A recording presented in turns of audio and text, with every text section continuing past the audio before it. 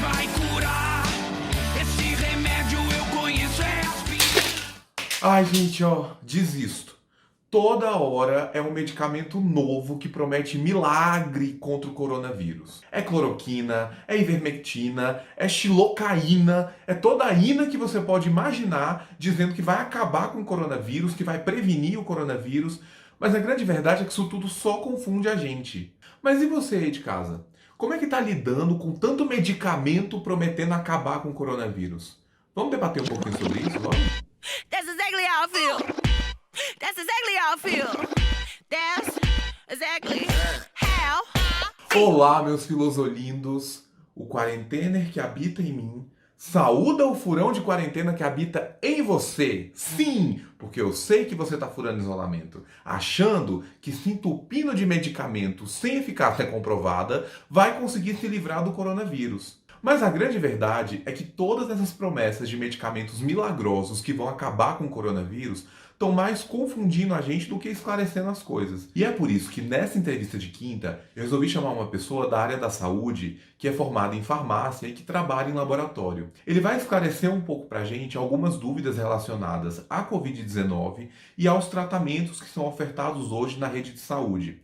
Vai falar um pouco também sobre a expectativa da vacina e sobre os cuidados que a gente tem que ter para não se contaminar com o vírus. Então, com vocês, a nossa entrevista de quinta. Bom, gente, e hoje a gente vai conversar com ele, o Rafael. Ele é farmacêutico, mas eu vou deixar ele falar um pouco para vocês da área de formação dele e de onde ele trabalha. Meu nome é Rafael Marques, eu sou farmacêutico bioquímico. Atualmente eu sou chefe do Núcleo de Patologia Clínica do Hospital Regional de Planaltina. Trabalho no laboratório de análises clínicas. Eu vou até, para entrar no clima, você usa óculos, eu vou me paramentar aqui, porque eu tenho que passar um pouco de seriedade, as pessoas têm que acreditar que eu sou um entrevistador sério. Para a gente começar o nosso bate-papo, tem uma confusão muito grande entre as pessoas do que é Covid, do que é coronavírus, o que é a doença, o que é o vírus. Eu queria que você falasse um pouco para a gente sobre a diferença de Covid-19 para coronavírus, do diagnóstico disso, e falasse um pouco também, né, dos tipos de exame que tem hoje disponíveis na rede. Enfim, fala um pouquinho disso para a gente. Na verdade, coronavírus é o nome da família do vírus, é um tipo de vírus, existem vários tipos de coronavírus. Mas é um termo popular que a gente usa para facilitar o entendimento. O nome do vírus dessa família é SARS-CoV-2. Então fica muito mais fácil a gente falar coronavírus para facilitar o entendimento. Ele que é o causador da doença que se chama Covid-19. E atualmente nós temos algumas formas para diagnosticar essa doença, que é primeiramente pelo método molecular, que a gente chama de RT-PCR. Nesse método a gente identifica mesmo o material genético do vírus. Ele é o exame que todos temem, que é para enfiar o suavezinho no nariz, que é aquele cotonetinho que a gente faz na nasofaringe, até para poder pegar mesmo o quantitativo de material para amplificar e você conseguir extrair o material do vírus. Que, inclusive, desculpa interromper, mas que, inclusive, tira as memórias mais profundas que você tem dentro da sua cabeça. Porque eu já fiz esse exame e o cotonete vai muito fundo. Muito fundo. É de chorar mesmo. Esse método, ele é um dos métodos mais confiáveis, só que ele é recomendado na fase inicial mesmo, entre o terceiro e o sétimo dia, que é quando o vírus está em alta no organismo, quando a infecção está bem ativa. A partir do oitavo dia de doença, a gente já tem o início da produção de anticorpos. E aí nós mudamos a metodologia de investigação disso. Então nós podemos usar tanto um teste rápido, que é o que a gente mais ouve falar, quanto a sorologia. Tanto o teste rápido quanto a sorologia são capazes de pegar, então, os anticorpos. Só que a sorologia é um método mais confiável devido a você quantificar esses anticorpos. E quais são esses anticorpos? Nós temos dois tipos. Um é do tipo IgM, que é o que vai indicar a sua fase aguda da doença, a fase ativa, e o IgG, que indica que você já passou pela doença. Só que existem exames que você vai ter os dois positivos. E aí, o que eu vou entender quando eu tenho tanto IgM quanto IgG positivos, por exemplo? Pode-se entender que você está na fase final da doença, mas você também pode ser uma pessoa que ainda transmite. Isso só vai ser confirmado ou não se você fizer um novo PCR, que é o método do SWAB, do cotonetinho, e ele dá negativo. Aí ele que vai confirmar se você ainda é um possível transmissor ou não. Então, resumindo, são essas formas que a gente tem hoje de diagnosticar a doença. Você falou que existem, então, 3 tipos de diagnóstico, que são o teste rápido, a sorologia e o PCR, que é esse do cotonete. Existe alguma diferença de confiabilidade de um teste para o outro? Ou é mais essa questão de diagnosticar a fase de desenvolvimento do vírus no organismo? Como que funciona isso para as pessoas saberem qual tipo de teste recomendado para elas ou qual o momento de fazer cada teste? Dentre os 3 que a gente citou, os testes rápidos com certeza são os de menor chance de confiabilidade mesmo. Existe aquele ditado, a pressa é inimiga da perfeição. O teste rápido, na prática, ele quebra um galho, muito bom, ele é ótimo, são testes ótimos para triagem, mas eles têm as falhas muito maiores do que os outros métodos. O método molecular, ele é excelente, ele possui uma ótima sensibilidade, mas, por incrível que pareça, ele não é o melhor método para identificar o vírus mesmo, para você encontrar o vírus. Você ainda tem chances de dar um resultado negativo, mesmo estando no auge da doença. Porque o vírus, ele tem uma maior concentração no trato respiratório inferior. Então, hoje, se você tiver uma secreção traqueal, você tem uma sensibilidade bem melhor, uma chance bem melhor de você não falhar no teste. Mas eles, na prática, estão sendo bem utilizados, têm apresentado uma confiabilidade muito boa. Mas depende também da fase de você coletar. Se você pegar entre o 3º e o 7º dia, como eu falei, é muito melhor você fazer esse PCR, senão a sorologia fica sendo melhor, porque você quantifica os anticorpos, diferente do teste rápido que você só diz se tem ou não anticorpos contra o vírus. E falando um pouquinho sobre esses boatos que estão surgindo na mídia, nas redes sociais, sobre a cloroquina, sobre a ivermectina, do ponto de vista farmacêutico, como que esses medicamentos atuam no organismo da pessoa infectada com coronavírus e qual a eficácia deles no organismo? Porque a gente ouve falar muito sobre protocolos, tratamentos, mas nada confirmado. Para você desenvolver um medicamento, vamos supor que eu fosse desenvolver um medicamento qualquer contra o coronavírus. Eu precisaria, no mínimo, de 5 etapas para eu chegar no ponto de medicamento que está no mercado. Então, existe uma fase que você testa em animais uma determinada molécula. O primeiro ponto que a gente vai testar é no animal. Tendo um resultado eficaz, eu passo para os testes clínicos. Então, eu vou ter uma fase 1, em que eu testo em indivíduos sadios, um grupo pequeno, para ver o comportamento daquela molécula no organismo, para ver como ela atua. Passando no teste, a gente avança para uma fase 2, em que eu vou testar o grupo doente. Um grupo de pessoas que estão com coronavírus, por exemplo, já que eu estou usando esse exemplo do coronavírus, e ver se realmente essa molécula vai ter eficácia, se ela vai ser segura. Se ela passar no teste, eu vou por uma 3ª etapa, onde eu vou fazer um grupo maior de estudo, vou pegar um grupo controle e comparar com um grupo doente, e aí vamos supor que eu dê esse medicamento, candidato a medicamento para coronavírus para um grupo, e no outro eu dou o chamado placebo, que pode ser um comprimido de farinha, vamos dizer assim, a fim de comparação. Tendo uma eficácia, uma segurança, uma qualidade comprovadas, eu finalmente vou para a última etapa, que é o mercado, né? Quando o medicamento vai para comercialização e a gente vê o perfil, o comportamento dele na população. Então, só para vocês terem ideia de tanto de etapas que o medicamento precisa passar para se tornar um efetivo medicamento, levam muitos anos. Então, não é da noite para o dia que nós vamos ter um medicamento para o coronavírus. Hoje, o que a gente tem? Publicações que começaram com a hidroxicloroquina e cloroquina, mostrando que essa substância apresentou uma atividade antiviral contra esse coronavírus.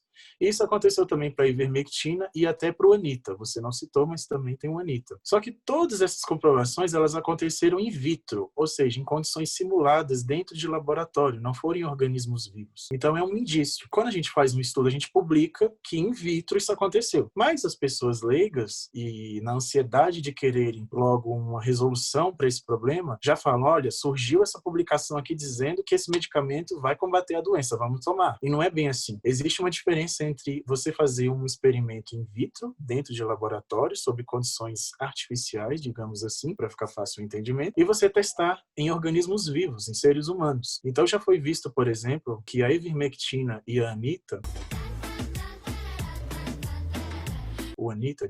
precisariam em seres humanos de concentrações muito mais elevadas do que in vitro foi utilizado para que haja atividade antiviral. Então, assim, nós tivemos, seriam doses muito elevadas que chegariam a apresentar uma toxicidade alta em seres humanos. Então, assim, o risco-benefício não valeria a pena. Só um minutinho.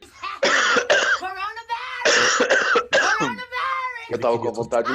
Eu tava com vontade absurda de tossir e não conseguia.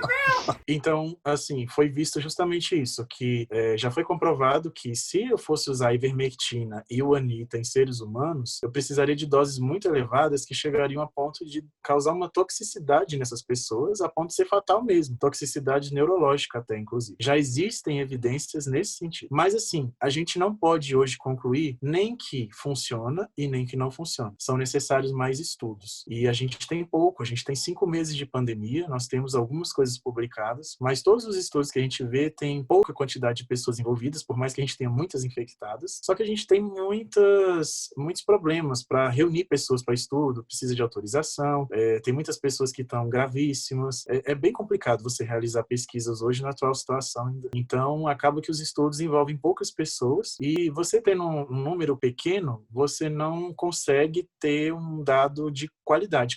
Quanto maior o número de pessoas do seu estudo, maior a qualidade que você vai ter apresentada de dados. Então, hoje a gente precisa de mais evidências, mais estudos nesse sentido, para realmente ter uma conclusão sobre isso. As pessoas muitas vezes pensam, bom, se não funcionar, mal não vai fazer. E não é bem assim que funciona. Qualquer medicamento tem chance de acontecer efeitos adversos, que a gente chama de efeitos colaterais no popular, e tem o fato de pessoas que precisam efetivamente desses medicamentos, que elas fazem uso crônico. Por exemplo, a hidroxicloroquina, ela é utilizada por pessoas que fazem tratamento de lúpus, que é uma doença muito perigosa. Então chegou ao ponto de as farmácias não terem esse medicamento e essas pessoas ficarem prejudicadas, porque elas já faziam tratamento crônico. E assim, sem nenhuma comprovação, sem nenhum dado eficaz que possa realmente dizer assim, eu posso tomar, que eu vou prevenir, eu não vou pegar essa infecção e eu vou me curar. Não podemos pensar por esse lado. É natural que a gente, sendo leigo, vendo uma coisa assim, é um lado até ruim da mídia, porque ela vai e solta o dado.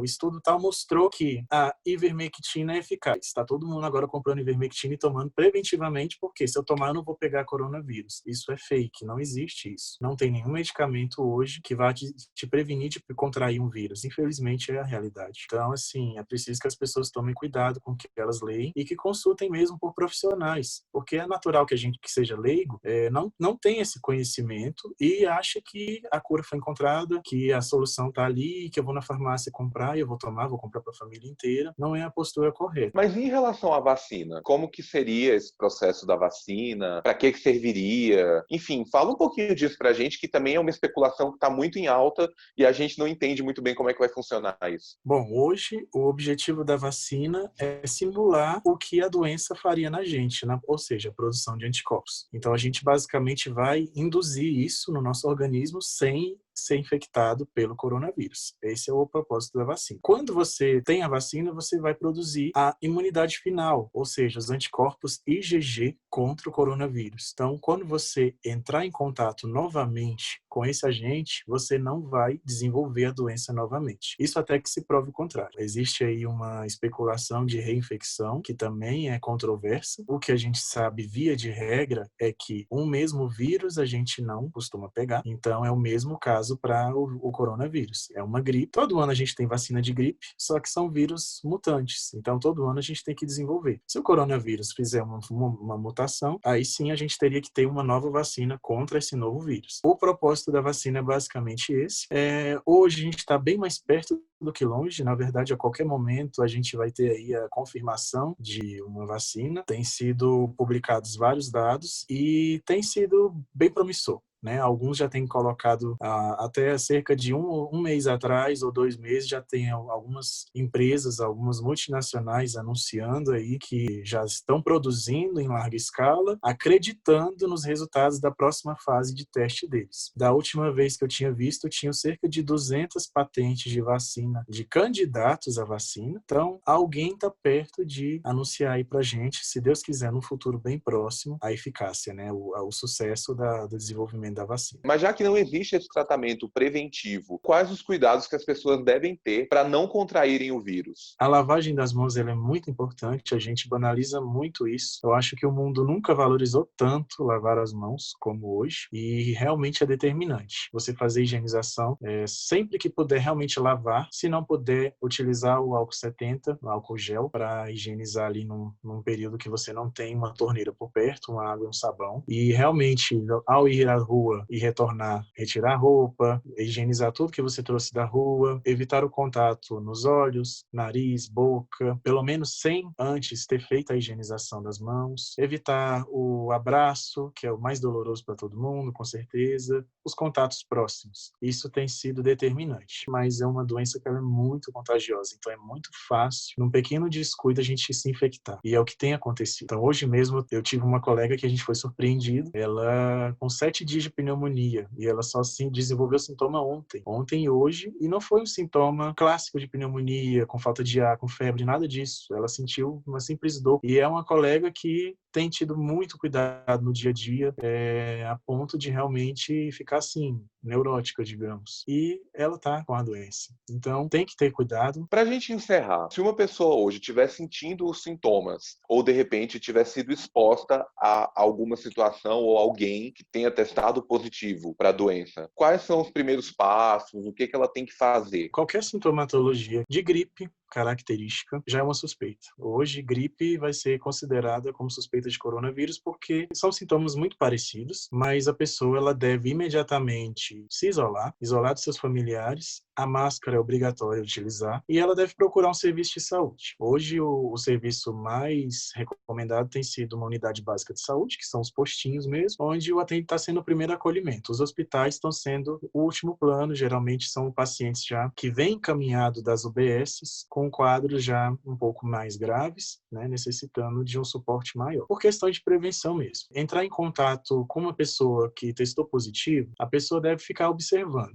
Né? Infelizmente, o ideal seria ela fazer um exame, coletar um exame para saber se ela realmente vai testar positivo também, mas a gente está com uma dificuldade imensa de testagem devido à alta demanda, o governo não tem dado conta de comprar teste suficiente para todo mundo, e assim, o ideal é você observar e tomar as devidas precauções, já que você entrou em contato, seja você, seja seu familiar que entrou também em contato, se precaver nesse sentido de evitar propagar para outras pessoas, porque você acaba sendo um caso suspeito. Observar por alguns dias, no surgimento de algum sintoma, procurar um serviço de saúde e informar que você teve contato, que eles vão fazer os devidos procedimentos. E como todo convidado que vem aqui no canal, você não vai escapar de participar da nossa filosofia de quinta, que é basicamente você deixar pra gente uma frase de reflexão, uma filosofia de boteco, uma letra de música, um pedaço de algum texto, enfim, esse momento é teu. O momento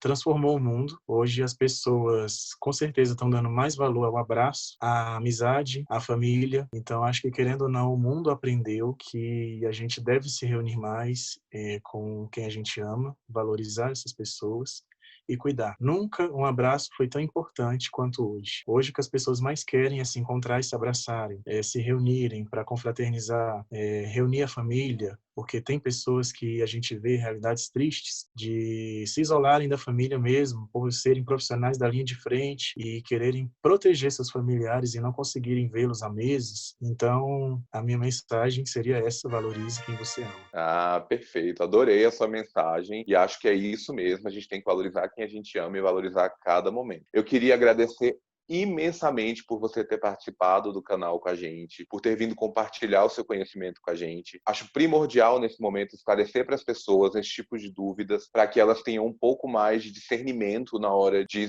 fazer suas escolhas em relação à sua própria saúde. Enfim, se você quiser deixar a sua rede social aqui embaixo para a galera te seguir, entrar em contato com você para tirar mais alguma dúvida, você pode deixar para a gente? Sim, com certeza. Eu que agradeço a oportunidade, fico muito feliz por poder compartilhar um pouco desse conhecimento.